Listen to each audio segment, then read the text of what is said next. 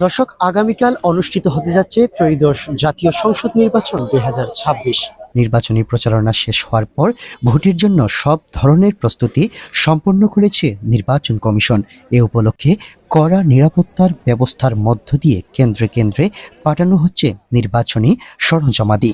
কেন্দ্রের দায়িত্বে থাকা প্রিজাইডিং অফিসার ও নির্বাচনী কর্মকর্তারা সরঞ্জামাদিটি বুঝে নিচ্ছেন।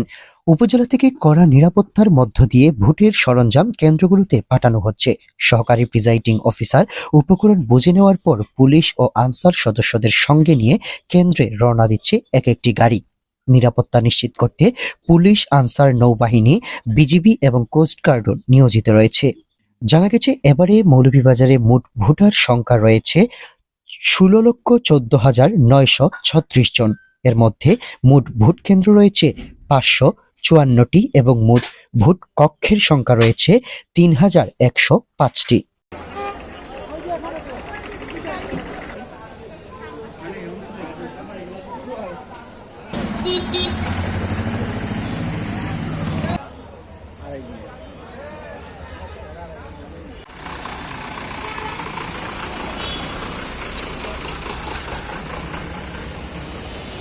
এটা ফুটেজ লিয়া যায় উপজেলার।